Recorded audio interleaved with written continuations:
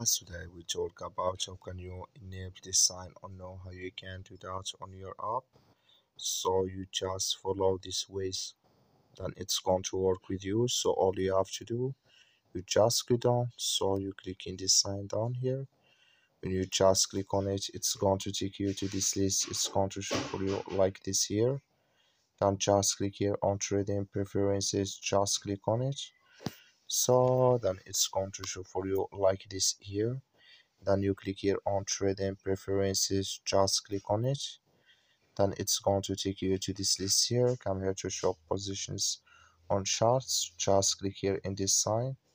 Like you see this color show for us, that's mean here shop positions on charts enable with us now. So that's all you have to do. That's all I wish know you I gave it.